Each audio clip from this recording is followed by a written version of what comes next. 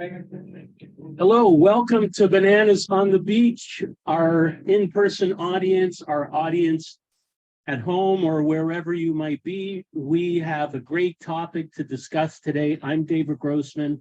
We're here in Wasaga Beach, and the topic today is how to add units to your property and generate rental income from your property. This is an important question, especially nowadays, because interest rates are high. So whether you live in the property or whether you are looking to buy an investment property or you own an investment property, you're going to want to generate as much income as you can in order to deal with mortgage rates. And there's an opportunity at hand because it was last year, 2022, in November, that this More Homes Faster Act, also known as Bill 23, came into existence. I think that's the bill number, Bill 23.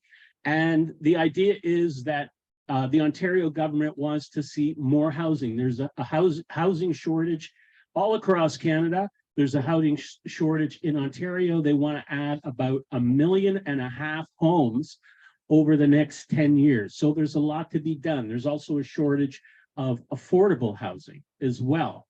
So we're here to talk about that. Let's start off with our remote panelists. I want to start with Tom Knezik. Tom is an architect from Toronto. His company is called Solaris, I believe, and Tom is really into energy efficiency and reducing the carbon footprint of his built, and he's also been doing a lot of work in laneway housing. And the situation is in Toronto is unique. They've been taking a leadership position, I think, in Toronto in terms of creating what they call more gentle density. And I believe you can add up to maybe 4 units or even 5 on what was previously a single family property. So Tom, welcome. Would you please comment, tell us about yourself and what's happening in Toronto with regard to adding more units to properties? Hi, thanks, David. It's a pleasure to be here. We're very involved in Toronto housing. Half of our work is country houses and things like that, but the other half tends to be urban houses, and almost all of those are multi-unit. So for years we've been doing quote unquote triplexes, which I'll explain the difference, real triplexes and faux triplexes. But and we've also been doing laneway houses and garden suites, which are a type of accessory suite. And we've been extremely busy in the last few months with this change in the bylaw in Toronto that allows fourplexes everywhere. I think that's a really exciting thing that I'd like to touch on today. But we work on these kinds of projects all the time and look for creative ways to add units to properties. Tom, what are you finding mostly? Is it people who are looking to create like a multi-generational situation to live with family? Is it people who are investors, or is it homeowners looking to supplement their income? Who's the typical client? We have 2 very distinct types of clients for these houses. The first is the classic family that wants to have a secondary suite either for an in-law or for one of their kids. And so we've done quite a bit of that. And I think there's 2 ways to go about it. We always say, look, if you have a nice house in Toronto that's underused and instead of buying a condo for your kids or for your mother-in-law, why not add a secondary suite onto your property? But we always say, do the basement first. And people often overlook that. We think that you could do so much in a basement. I happen to actually be in one of my basement apartments right now. I think you can do so much in a basement apartment first. And I think that's the first step. A lot of houses in Toronto have these really underused basements. And then once you've done that, then we say, well, then think about doing an auxiliary suite, which is a garden suite or a laneway house. that would be in the yard, and a laneway house is an auxiliary suite that's actually on a laneway. So there isn't actually that many laneways when you look at the properties in Toronto. The garden suite bylaw that started last year blows the doors open and allows you to build another little house on most properties in Toronto. So, but we always say the basement first, this second. That's the one type.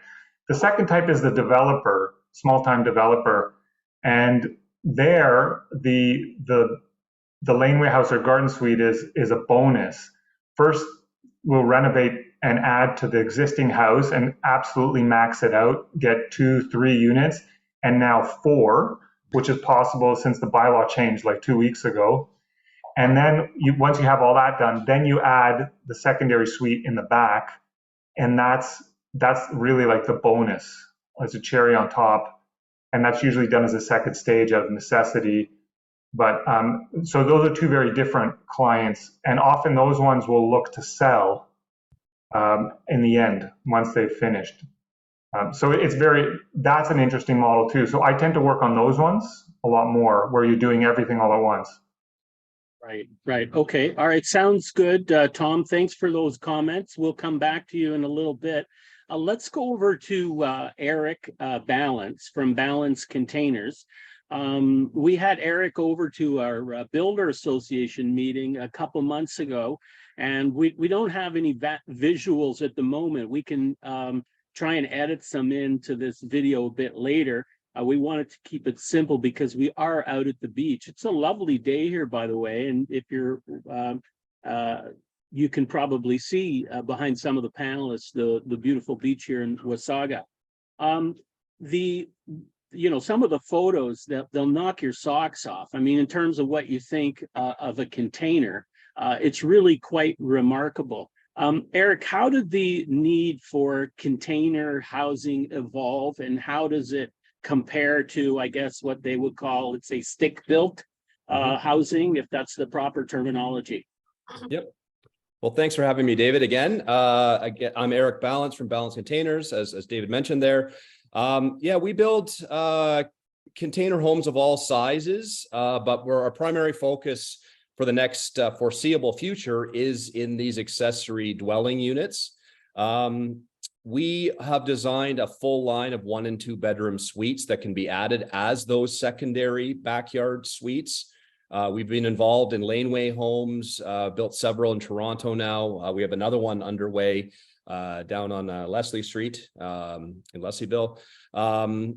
Really what we're doing is taking one trip containers, they're new containers, and we are modifying them to look and feel like any other traditional home. Instead of using traditional sort of wood framing and traditional construction on site with all the noise and the havoc that comes with construction, we are building in our factory in Oakville up to 95% complete, and then flatbedding the unit to the property and craning it into position. These units are spray foam insulated, heated, air conditioned, and finished like any other traditional home. We've been building, our first product during COVID was to build a backyard office for those that were sort of trapped at home, working from home. Since then, we got into, cabanas and all the small functional accessory buildings that we can add.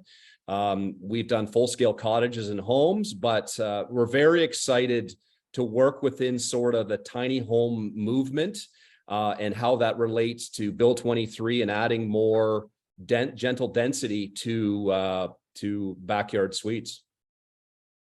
Hey, thanks for that. Can you tell me, what is your experience? Sean Willett, who we'll get to momentarily, he's an architectural technologist. I asked him if he'd be good enough to try and find out, like locally here in Wasaga Beach, if there were some restrictions on tiny homes or garden homes. And he pulled out a bylaw from April 2023 indicating that a detached accessory dwelling unit shall not be permitted in a detached building or structure that's an accessory, and it goes on. So, but basically, I think the short end of it is that they're saying it's not allowed. And I'm, previously I thought that there could be no restriction from any municipalities. What are you finding, or do you need to look at each individual municipality? Because I sense that when this whole Bill 23 thing came out and the way it was written was that, you know, this is considered an urgent matter by the Ontario government, and the municipalities would not be able to put the brakes on very much. What's your take on that? Well, unfortunately, it's taking time to roll this out. Bill 23 is basically saying, you know, let's add a backyard suite in every municipality in Ontario, but the municipalities have sort of the right to create their bylaws around that, what that looks like. A lot of townships have come on board. You can apply for these in many townships, but it's taking time for other townships to adopt it and onboard it. You know, we're excited. We're waiting for Mississauga to put their bylaws in place because they have said that they're going to move forward with the backyard suites. I'm not privy specifically to Wasaga Beach. As far as I know, though, you know, by the end of the year, they're supposed to have some sort of policies in place to allow these. Right. Yes, Sean? Yeah, Colby mentioned something to me. We talked a little bit before the meeting. And Colby, maybe you can just address what you had heard. Yeah, sure. So we're looking at a couple houses for clients. We've reached out to the town of Wasaga Beach, talked to the planner. They are open to doing 3 units in one house, but I guess the accessory dwelling unit is not permitted. So through the Bill 23, as long as you adhere to the gross floor area calculations in the bylaw, that you can get 3 units in the existing footprint of a home, just not in the accessory dwelling structure, is my understanding. Okay, so we'll come back to that, and we'll ask you for a little bit more information on that. Eric, from a cost point of view, are people saving money with container housing and time? Yes, I mean they can. Let's say they can. Our units, because they don't need traditional siding packages and full roofing packages, we can save clients on those expenditures how a traditional home would require them. Our units can have a simple painted finish, you know, on the exterior of these things. The rest of the build is equivalent in cost to a traditional build. You know, drywall is the cost of drywall. So, you know, the biggest savings for our clients is time and financing costs. Where we are building most of our homes in 2 months. We are targeting to get down to 1 month with our standard products and things. And that's where most of the savings comes from. You know, I wanted to be clear that we do get a lot of inquiries from people that think container homes are cheap just because they are containers. But the container component is actually the cheapest component of the entire build process. It really depends on the finishes that are involved in this. Yeah. Okay, got it. And I'm excited to see what you're going to come up with in Costa Rica. Are you working on some kind of a community or something there? Or? Yeah, my family frequents Costa Rica as our sort of winter getaway, and the decision was made last year that my parents would spend their retirement winters down there as opposed to Florida type of scenario. So we have acquired a large property down there, and we are building our winter home as well as multiple Airbnb dwellings out of containers down in Costa Rica. Yeah, I saw something on your website. It looked like, I don't know if you called it glamping or what, but it looked like a really neat community with multiple pods or what have you. So, okay, very good. So thanks for that, Eric. And let's go over to Sean. Sean Willett is our architectural technologist.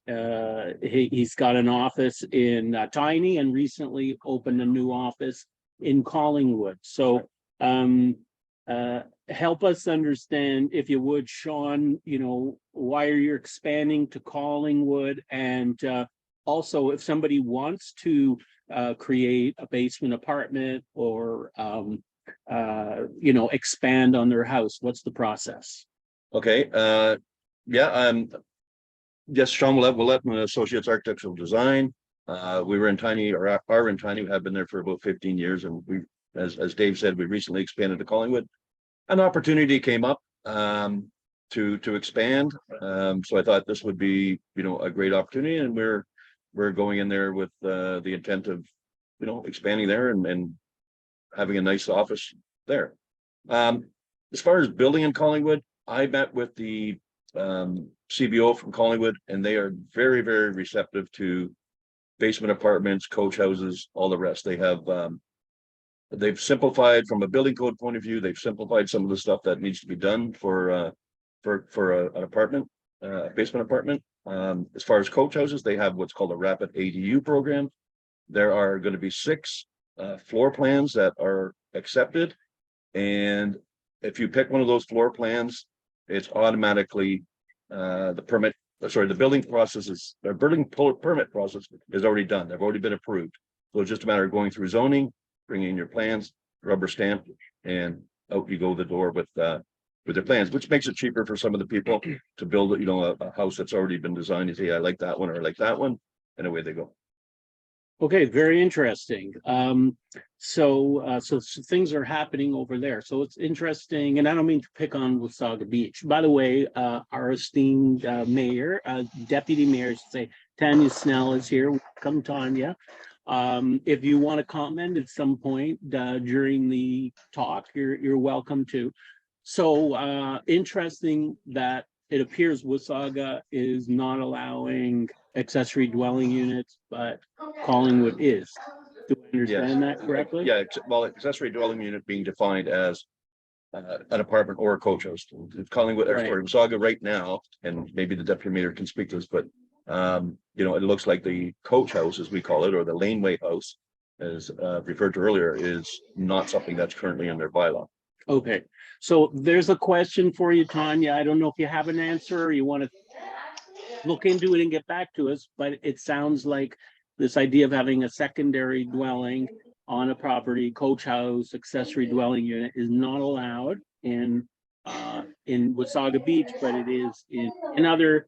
Can somebody mute their their phone, please?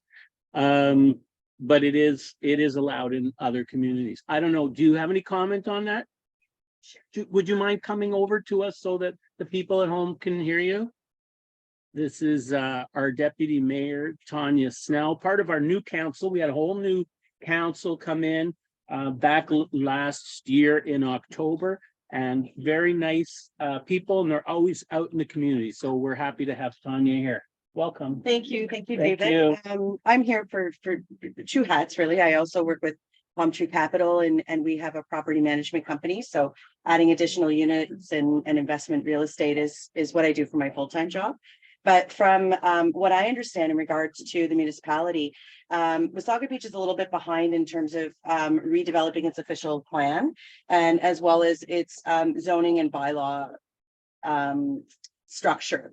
So Bill 23 is definitely going to take the power away from municipalities in regards to auxiliary units and additional units. And in fact, Bill 23 will permit 3 units per residential property, providing, and the key provision is parking allotment, which will then permit it. Obviously, water and sewer capability is an impact as well.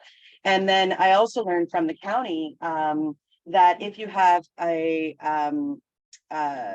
property that is a rural property or an agricultural property, you can now take that agricultural property. Let's say you have 10 acres that's zoned agricultural, you can actually subdivide to 3 lots. So if you have a farmhouse on the 10 acres, you can take 2 extra lots and separate them. And on each of those lots, you can put 3 units. So you can take one 10-acre parcel and change that to 9 units. So I think what you'll see is, Collingwood, they're up to speed on all of those, that zoning and that building plan, and very innovative to go out and seek these 5 proposals. I thought that was great to have something turnkey solution. I think Wasaga Beach is looking for perhaps a little bit more flexibility and creativity, so that it's not just cookie cutter. You got one of 5 that you can choose from, but definitely to streamline the process. But I see that sort of coming forward more towards the end of the calendar year, beginning of next year, if that helps. Okay, definitely. That's great. Thank you very much for that, Tanya Snell, deputy mayor. Okay, let's go over to Colby Marshall. Colby Marshall is a team leader of a real estate office, and he's also a contractor. And I saw him on a panel discussion online a few weeks ago, and he seemed to really know his stuff. So can you help us? What do people need to look for if they're buying a property, or if they have an existing property and want to make 3 units out of it? Yeah, for sure. So yeah, I'm Colby Marshall. I run a real estate team, primarily in the Barrie area, but we service all of Simcoe County. We provide an end-to-end service for investors, or multi-generational living is becoming a very prominent thing. So basically what we'll do is we'll go into the zoning bylaws, talk. Okay, here, we have a microphone. Can you hear me now? Yeah, so we run a real estate team as well as a design and construction team as well. We service all of Simcoe County. We're primarily Barrie, Orillia, Innisfil at this point. We are looking into the Wasaga Beach area as well. And yeah, we've been converting houses from single family homes into multifamily units for the last 6 or 7 years. We started back when the duplex conversion came to be, when the first bylaw passed 7, 8 years ago. We took that on with the investor people and did very well there. And then the garden suites came into fruition back about 2 years ago. Barrie was one of the first municipalities to take that on. So we took that on head on, and we've built probably about 25 of them now in the Simcoe County area. Now with Bill 23 coming in and further intensifying it, we're getting into a lot of building triplexes within existing footprints, which seems to be a lot more affordable than doing accessory dwelling units. You know, some of these accessory dwelling units are costing $225 to $275 to build them, where you can gut an entire single family home and create 3 units in one footprint. You're not upsetting neighbors, so it's less invasive with communities. So we're getting a lot more receptive feedback from everybody for that. The returns are looking much better as well. We just have to make sure that we adhere to the different bylaws and everything for the different municipalities. Another big thing that we're getting into is intensification through lot severances and getting us into over 5 units for creation on like adjoining lots, so you can blanket mortgages over several different lots. So a big thing that we're doing right now is creating a pair of semi lots. You can do in some areas 3 units in each semi. So from a zoning perspective, there's semi triplexes. But from a mortgage standpoint, you can also qualify for what's called CMHC insured financing. So CMHC insured financing is a game changer for your cash flow position for your investments, because you're not getting 6.5%, 7% rates as an investor. This is mortgages that are backed by the government. So we're getting rates at 4.8%, 4.7%. And we're also able to get 40-year amortizations as well. So we're being able to build basically brand new turnkey sixplexes. They identify as semi-triplexes put together, and we're also having a lot of those in the areas where we're targeting as well, and they cash flow quite nicely with those nice interest rates and stuff as well. Okay, that's great. Now, I noticed in some of your marketing, you're focusing on Barrie and Orillia in particular.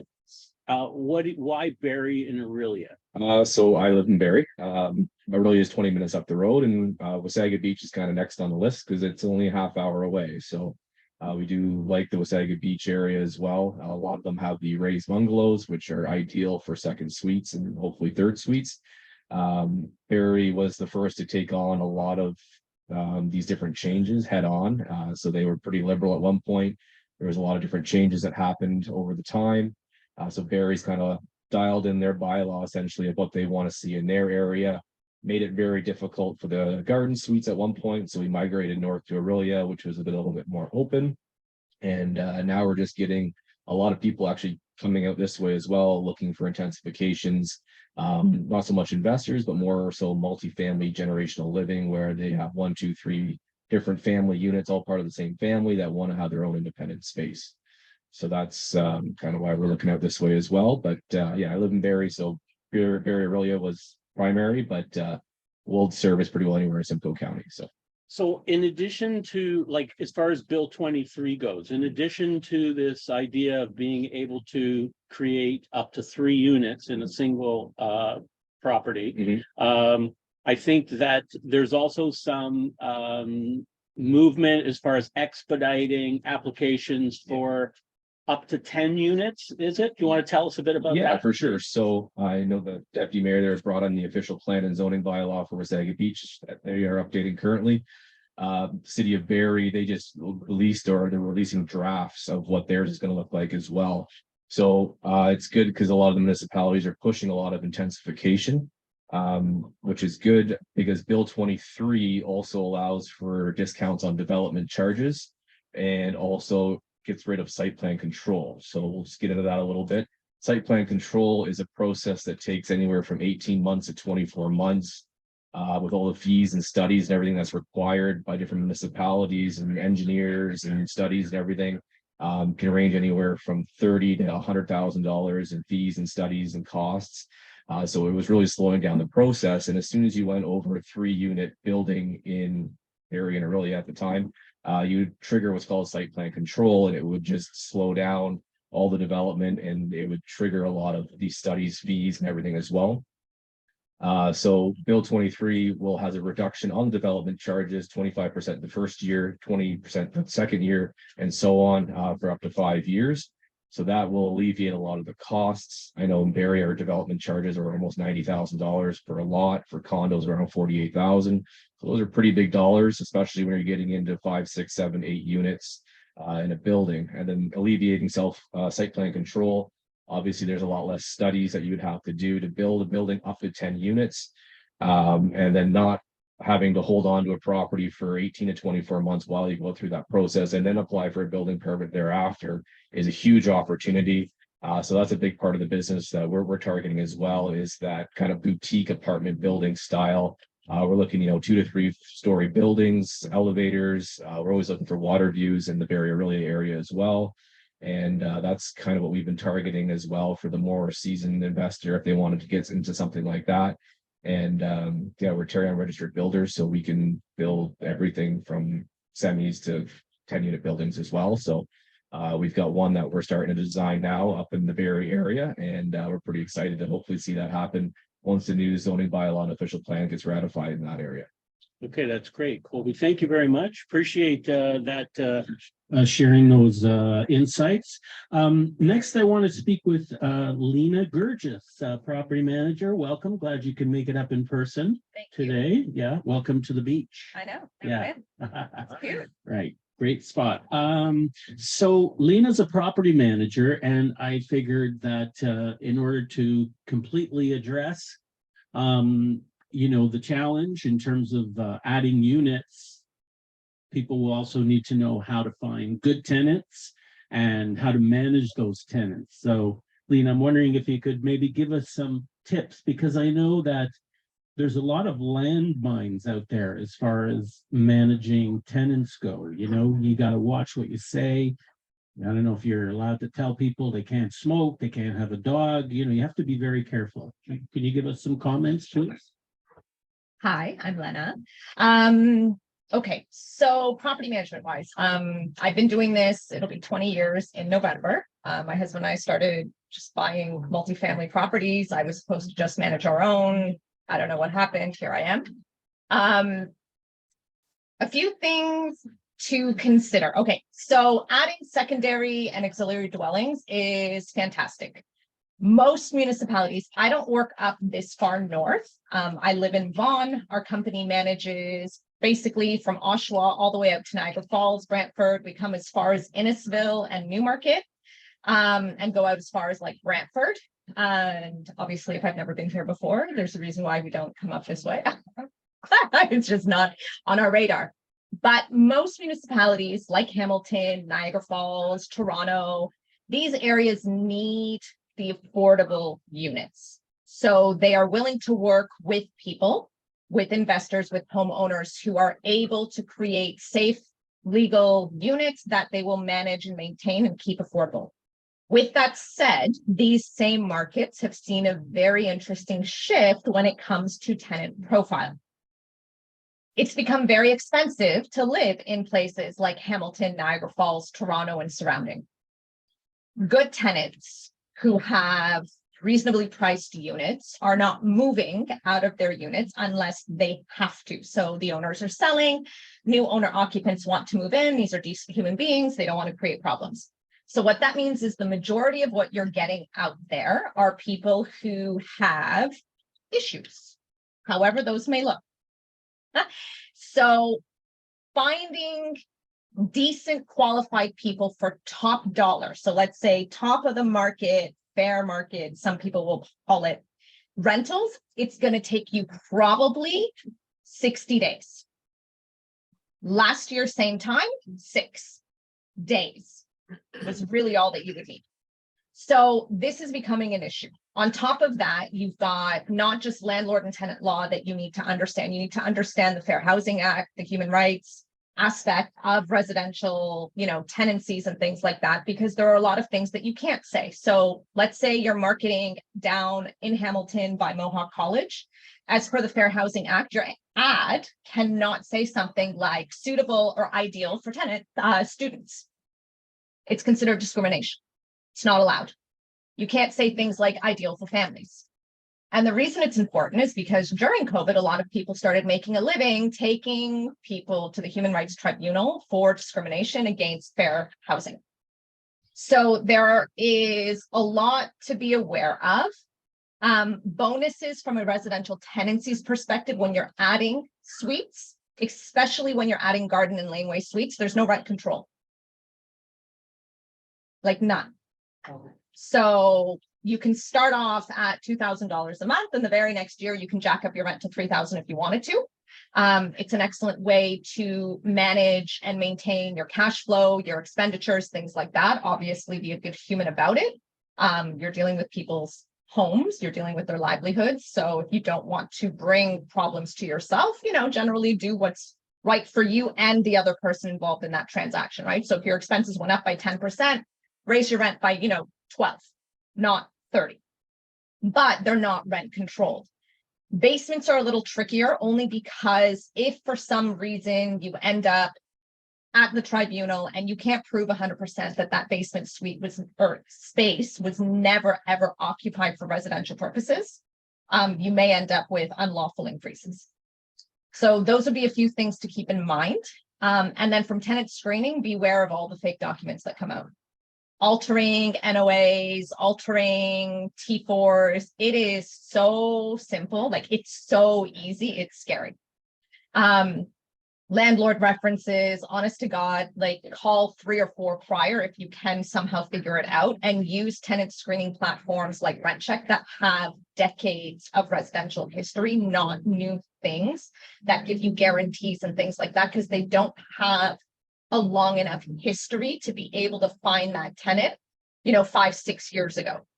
My God, what other tips can I give you? There's so many things to consider. Well, we can come back. We'll come back. Yeah, we'll come back, and if there's questions, we'll go from there. All right, very good. Lena, thanks for that. Okay, so next up, we're going to go over to Ian Vincent from Insurance Land Inc. Ian is one of our sponsors today, so thanks for that, Ian. And he reached out to me when he saw some of the marketing. He said, "Hey, insurance." So I'll let him elaborate. Thanks, Dave. Appreciate that. Do you want to just step back a little because the camera won't see you? Yeah, that's. Well, maybe that's a good thing.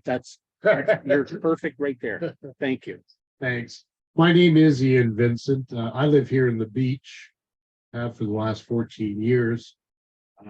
I'm executive director for special insurance operations for Insurance Land out in Mississauga. We're an interesting company. We're not the biggest in the world, but we don't want to be. We specialize in certain things, and we do quite well at it. Rentals have become interesting. My industry is conservative, no matter how you slice it or dice it. They'll take on a risk, but they might charge the earth for it for nothing, for no coverage. Rentals are now becoming, as we all know, a very heated issue. We are seeing more and more clients starting off with step 1, which is converting their basement, to a legal apartment, which is great. Okay. But the next step, and we have some of those, is the laneway homes. Also conversions again of an older home into a triplex, for want of a better word, right, where there's 3 separate units in it. I expect more and more of the auxiliary properties to go up, whether, stick or containerized where allowed, which makes perfect sense. But now, if you're an owner, you got to protect yourself, right? There's the obvious things, fire, vandalism, all that stuff. But you've got money involved in this.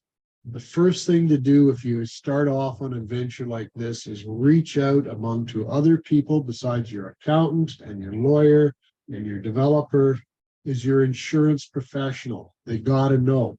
They're there to help you. If you're converting your house, either to add a basement suite or you're just going to convert it period into a standard duplex, that's known as a material change in risk in the policy. What was covered before is not covered now. There's got to be adjustments made. Lean on your broker or provider. They're there to help you.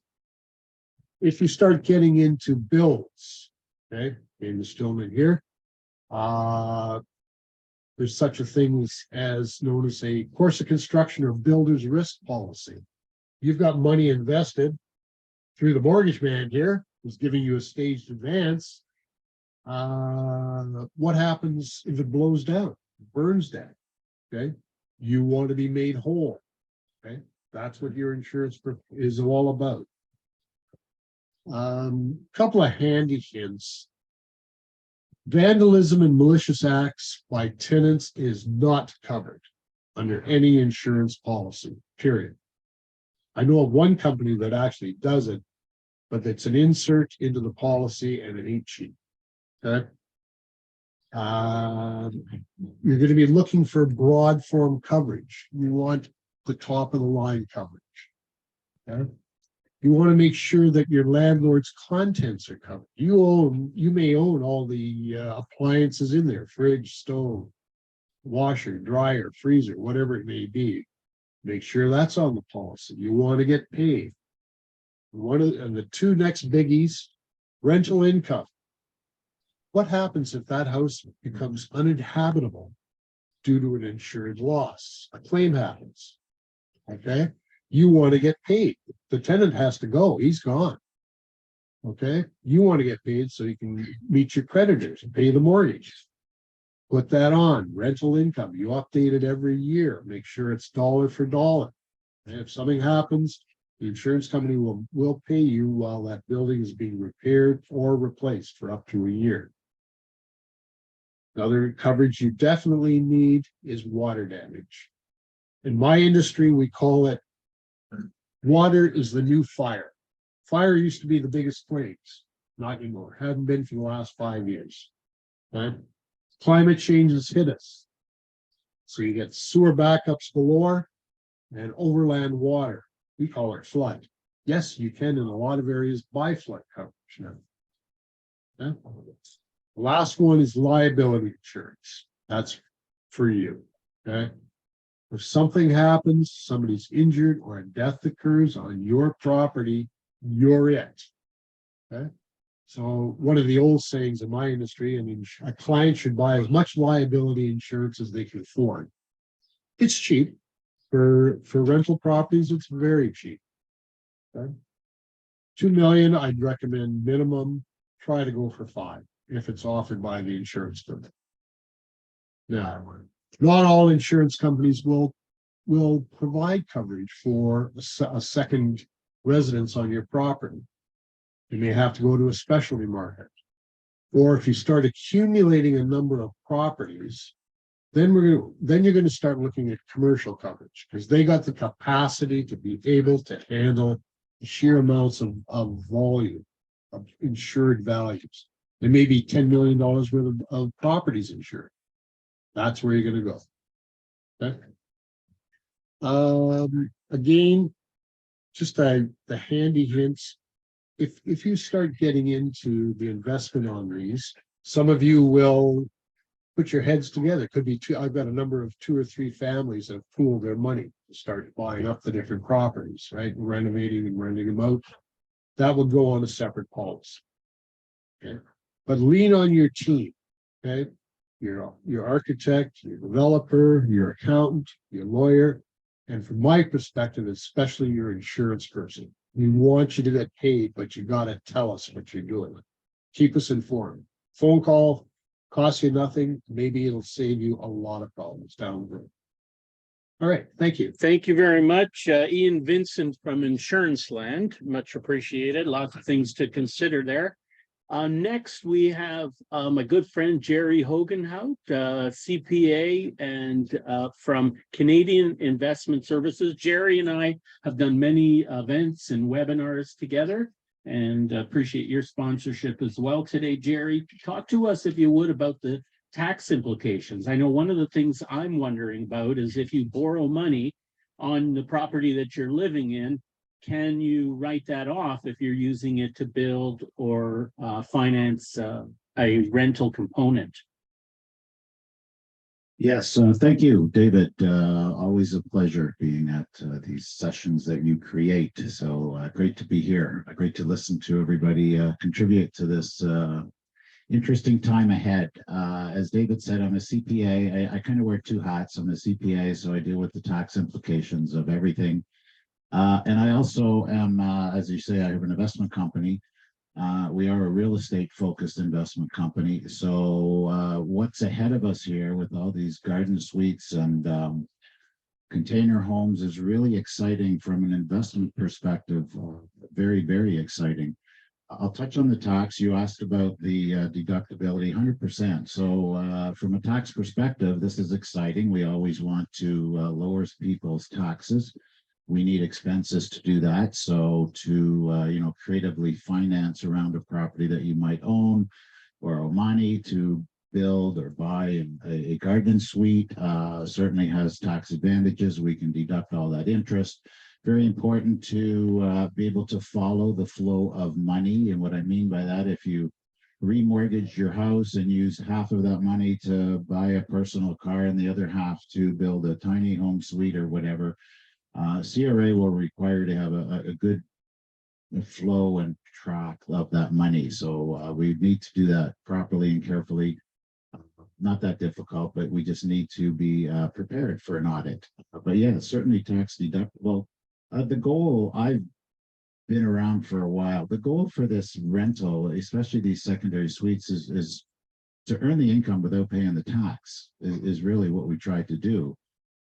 And we want the expenses, to help us in that area. So certainly from a tax perspective, we're pretty creative, seeing pretty well everything. So we certainly work hard to lower the tax. Now, if I can just touch on the investment side for a little bit, that's really exciting for us because when we talk about investment management and I do financial planning, when we do financial planning, in general, this is a general comment, we need investment products to put into your financial plan.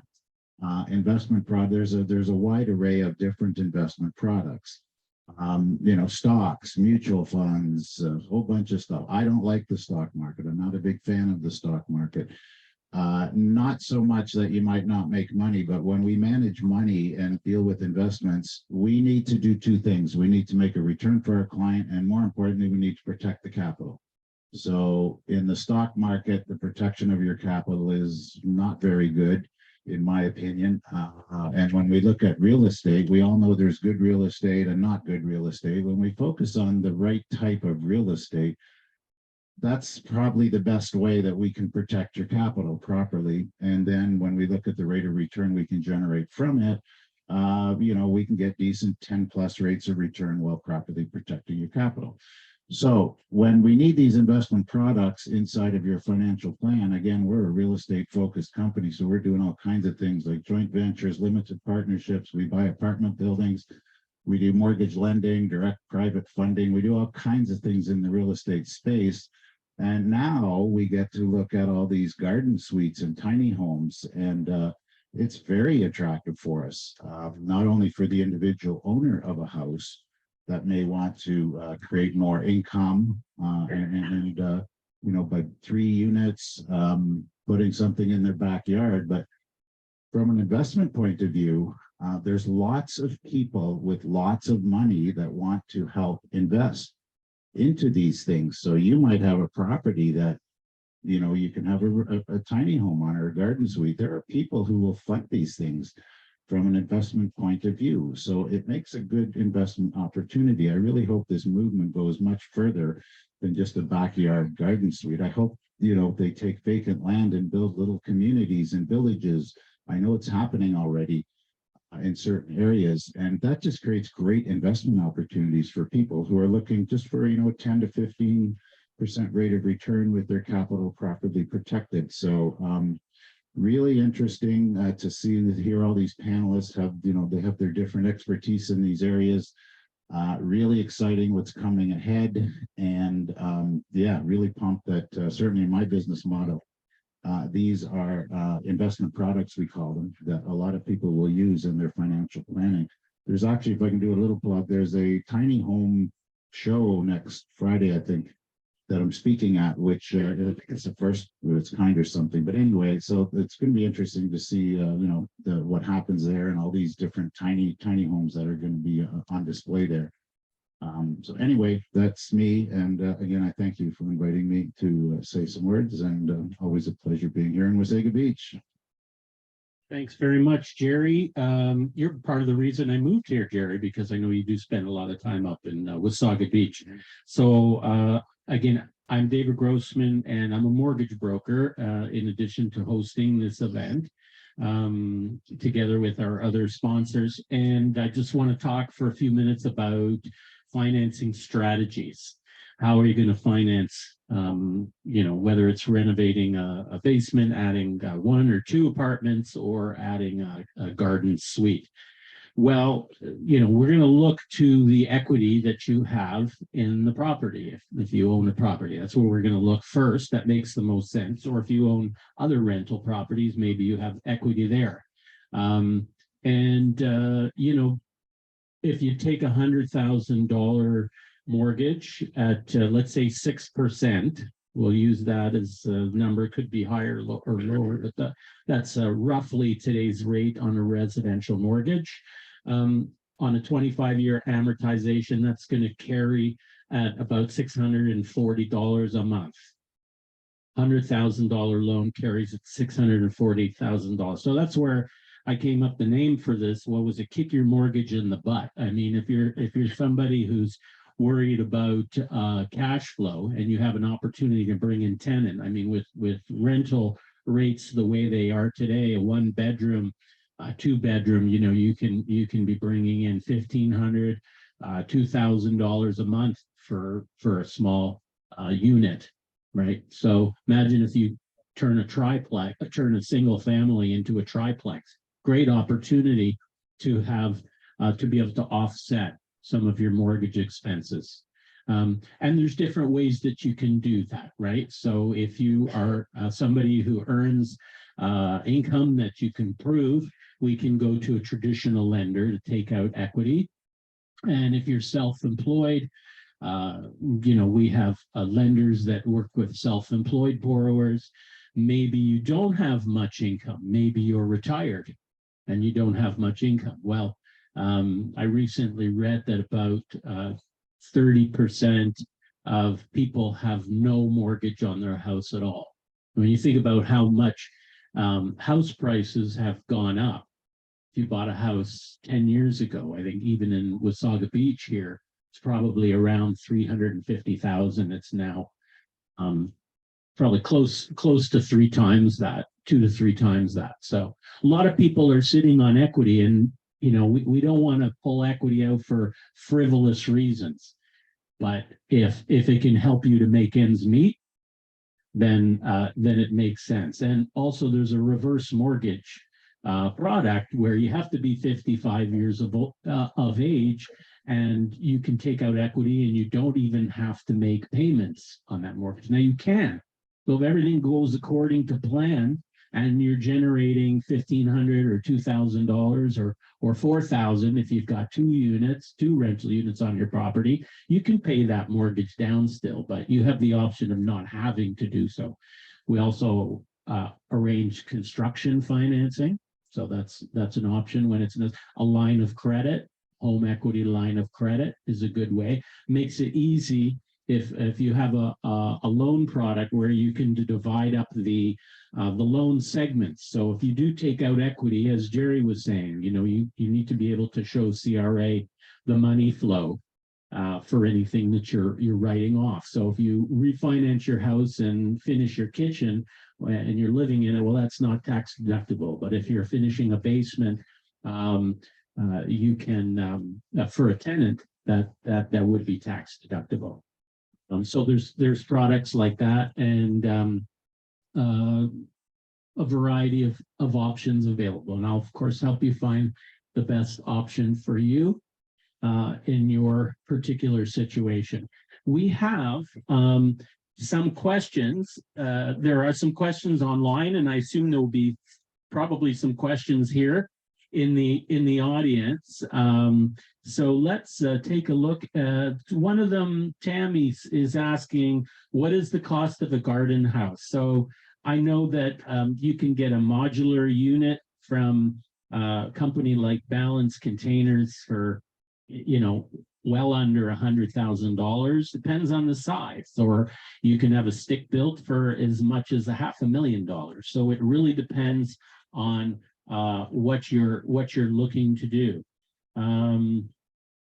Anywhere in the GTA, yes, we have people here who can cover you. I'd say probably anywhere in Ontario that we can make that work for you. Bill 23, is it passed in Richmond Hill? Bill 23 is in Ontario legislation. So yes. Trent Lakes dwelling units. I don't know. Does anybody know? Eric, are you still with us? Do you know about Trent Lakes offhand? I don't specifically. Not offhand. So if you contact us with your specific inquiries, if you want to direct your inquiries to me, then I can make sure that the right people get your questions answered. You may reach out to any of the panel individuals directly if you wish, but I will try and help you create a nonstop shop for you. Carlisle Miller, has the government, provincial or federal, mentioned any kind of rebate to assist with the building of an additional unit? Yes, Colby, you might have a comment on that. Is there something available? Yeah, for sure. So we've been there's an HST rebate credit for the garden suite buildings. So they are deemed to be the creation of rental housing and are deemed to be completely independent. So it's almost like building a individual house. So we can get rebates up to $24,000 back from the HST portion of it. And there also is a federal grant for multi-generational living that we're still trying to dissect. So if you have two or three family units from the same family living in the same building, then there's also a rebate for that for I think it's up to about $10,000 per unit as well. Okay, so you comment? Yep. This is Sean here. There's also, the county has a $30,000 grant. It is for low income housing, so you have to do a low income housing. And the town of Collingwood also has an additional $5,000 grant in their program as well to help. And again, those are for low income housing. Okay, thanks very much, Sean Willett. I just wanted to ask Tom, there was a question about parking. Maybe Tom, if you want, and you answered it here, but maybe you want to just address it, and then we'll go over to Jerry. I think he's got a comment. Yeah, one of the great things about Toronto's program with the laneway houses, garden suites, and now the multiplexes is that they don't actually require their own parking. So a garden suite does not, laneway suite, or any of the units in a multiplex do not actually need parking. And they go even further.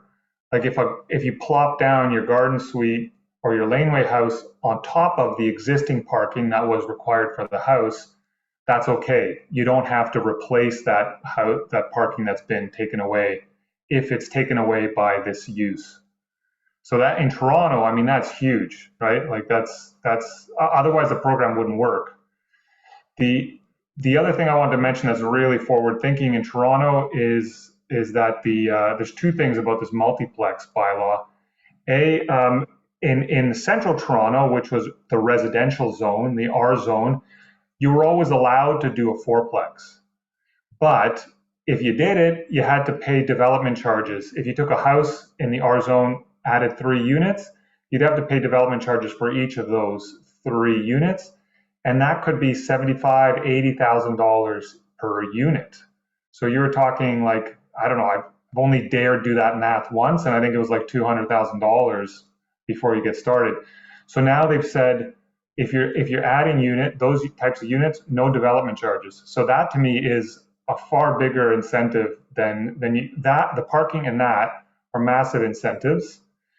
In the periphery of Toronto, so think East York, North York, Scarborough, York, and Etobicoke, the former cities, boroughs, those are all residential detached zoning. So until 2 weeks ago, you couldn't do any sort of multiplex there. So now you can do it and you don't have to pay the development charges. And then the thing that's really exciting all over Toronto is you no longer are bound by the density requirement. If you're building a house in downtown, in the R zone, it's usually 0.6 density. So 60% of your lot area is the total allowable gross floor area of the house. Well, most of the houses in Toronto don't comply anyways, right? So this crazy bylaw never really worked for new stuff anyways. So you always have to go to committee of adjustment. But now they've removed all those density requirements on all the multiplexes. And laneway houses and garden suites don't count towards that density. So you max out your house with the density, and then you build a garden suite. You could almost double the size in some cases, but that doesn't count to the density. So you're getting a big density bonus. So those to me are really exciting.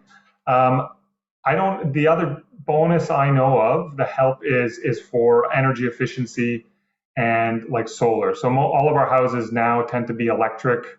So we get with heat pumps. So we get like a $5,000 grant for heat pumps. And some of our clients do go all the way and put solar on the roof. And there's a fairly large grant for that. Okay, that's great. Thank you very much, Tom. Jerry, did you have a comment or? Yes, thanks, David. I just wanted to jump in as we all move forward for these smaller multi-units, 3, 4. We also then get introduced into evaluation of cap rates, capitalization rates, it's called. And this is more applicable for multi units, apartment buildings. Some of you will know what I'm talking about with cap rates. Others will not. I'll explain it. But that's coming down to these 3 and 4 unit buildings as well. And I just want to share, like, a cap rate is basically a formula to provide a valuation for a multi-unit property, which in very simple terms is your gross rent minus all your related expenses except a mortgage. Okay, so if you took your gross rent minus all your expenses, that comes up with a number. You divide it by a cap rate, and that will give you your value of that property. And I know myself, I have a 6-plex in Orangeville, and years ago, when all my neighbors, it's in a residential area, when all my neighbors' houses went through the roof, mine didn't, because it was based on a cap rate valuation, and that was okay, because as the rents go up, my cap rate valuation goes up. But then what I did is I put a tiny home in the backyard, and I found one. I paid $20,000. I put about $5,000 into it. So for $25,000, I have this really nice tiny home in the backyard. Rented it out for $1,000 a month. There's really no cost associated with it. All the cost of the property is already being absorbed by the other tenants. So to keep the logic simple, if I add $12,000 of rent to my cap rate calculation, the value of my property went up almost $350,000, and that's real. That's a value that the banks will lend on. That's a value that somebody will pay. So that was there's some magic in the valuation when you start adding some units, especially when you get into the 4 and up. So I just wanted to add that comment, because we're all here, looking at these garden suites and making 4-unit homes. So I think somebody had said, you take a fee, I don't know, I think it was maybe Cody, a number of properties, just subdivide them up, you put triplexes on them. You got some serious cap rate valuations happening here. Very serious, because the rents are just going to go up. So again, to put whatever you need to put in to build those units, and then if you do a cap rate valuation, there's an extremely good return on your money. So just wanted to add that. Thank you, Jerry. And just to add a little bit to that, Colby was talking about CMHC insured financing, and that's available when you have 5 units or more. And where you can get up to, actually, you can get up to 50-year amortizations now on that. And it's a different product. The typical person at the bank is not likely to know much or anything about that at all. But where you have 5 units plus, that kind of financing is available, and the rates are more aggressive and the amortizations are longer. There's a question here for Lena. Lena, in regards to getting a tenant, is there a way to design the basement apartment level to get the tenant out with no problems? To get the tenant out, That's like the to question. evict them? I guess. Yeah, very easy answer is no. See, I don't want to say this because it's recorded. There are ways. They're technically still legal. Your unit is not rent controlled. Your unit is not rent controlled. And I'm just going to keep saying that. Your unit is not rent controlled. So you can lawfully raise your rent however much you want. For a basement apartment? For any new unit. Yeah. So if you had a After- single family home and you tore it down and left nothing but the foundation and built a triplex and added a garden suite, none of that is rent controlled that's technically. After 2018 or something? And November 15th, 2018. And sorry, I'm gonna ask the question You can ask because as many as you want. so when you put a garden suite in the backyard, somebody Totally not rent controlled. totally not correct. Yeah, garden suite in Yeah. the backyard, not rent Not controlled. at all. Are there any questions from the in-person Can I audience? just One say more one comment? thing? Sure, Len. Yeah, so just one thing for everybody who's converting. Something that I don't, or at least I know from my own experience, 80 to 90% of investors and their contractors don't think about is how you guys are splitting utilities amongst your tenants when you've got furnaces and air conditioners. Because you'll get independent hydro meters, but who in that property is paying for the hydro that your air conditioner is using? Who is using the electricity that the furnace is running on, that the hot water tanks might be running on, and all of these things? And how are you going to handle it if a tenant who is responsible for that meter comes back and says, I'm not paying to cool the entire house because my electricity bill just went from $100 to $300? It's a big problem right now, along with how you're building these units in order to manage the relationship of your tenant in the basement who's going to freeze all summer, and the tenant upstairs who is going to overheat or freeze all winter because your tenant downstairs can't. So you guys need to look at those things as well. As expensive as it might be, long term, it might be better for you to look at possibly providing independent heating and cooling units for your units. They do it in all of the new construction, bigger homes now anyway. You'll have a separate unit that does your main floor and your basement versus the upstairs. You guys are probably going to want to look at that as well when you're thinking about it. It's not required, but it'll save you and your property manager a lot of headaches. I have a question. Yes, question. Raise the rent. Veronica, come. Oh, sorry. Hi. If you raise the rent and they don't pay, how do you get them out? You N4 them. It's an eviction for non-payment. This is called? It's a non-payment.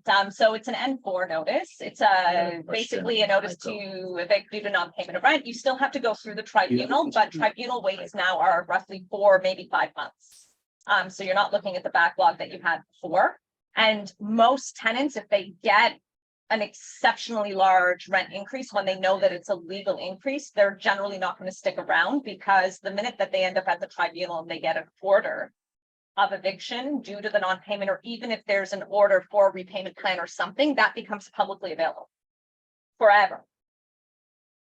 So if they apply somewhere else, they can't. 100% forever. Thanks. So Frederick, We gotta wrap it. I have a question. and I don't know the answer to it. I hope somebody here has the answer. So back to this sixplex. I Yep. have one hydrometer coming in Yep. there. I have 6 people living in there. Yep. I at one point approached the hydro to go, hey, can we separate meter it? And it was a lot of cost. So I haven't done it yet, but I've heard somewhere that you can somehow they can track. It's a sub-meter, and the companies that provide the sub-metering will do the sub-metering for free. So your main, Okay, so your main meter Yeah, will my have a meter. sub-meter, so each unit is connected to that sub-meter. Well, in my case, I have 6 units. I have 3 sub panels. So in other words, the other 3 units, there's wires going everywhere. So you'll sub those. It's a sub-metering. So there are companies that provide sub-metering. So a lot of the old buildings in Toronto, those 100-unit, 200-unit buildings, just ended up with sub-metering companies who came in and subbed each unit to, so your main meter or the main 3 meters will have sub-meters. They can do this now with water as well. So each unit's usage is tracked by that sub-meter and billed by the sub-meter. So the sub-metering company will do that aspect of the work for free. So you, the investor, has no cost because they build it into their billing. So the same way that we end up with delivery charges and things like that, the tenant will have those same kind of fees. Okay, cool. I heard about it. I didn't know enough about it. Thank you. That's worth my trip to a sacred. We need to talk. Okay, I just want to thank everybody for coming out and for participating. If there are more questions from the audience here, the panelists will hopefully be able to stay around for a little bit. I know that some of them are on a tight schedule. Encourage you to hang out, network, exchange business cards. Hopefully the recording worked, in which case I will send it out to everybody who registered. So I just wanted to thank Sean Willett from Willett and Associates here, architectural technologist. Thank you very much, Sean. Tom Knezik, architect from Toronto, from Solaris. Eric Balance from Balance Containers, and Eric is going to be also at the Tiny Home Show coming up very soon. And Lena Gurgis from NV Property Management. Thank you very much, Lena, for your comments today. Colby Marshall, team leader, the real estate office, and also contractor. Appreciate your input and comments. Ian Vincent, Insurance Land. Thank you very much for your comments and also helping to sponsor today's event. Jerry Hogenhout, CPA, and from Canadian Investment Services, also a sponsor. And I'm David Grossman, a mortgage broker and host, and also one of the sponsors of today's event. So yeah, that's it. Thanks everybody for joining. And next time we hope to see you all on the beach, even those who are online, but we know that's somehow difficult, but with the technology available today, we're pleased that we could include you. So thanks very much for joining us, and we will see you all next time. Bye for now. Thank you. Thank you.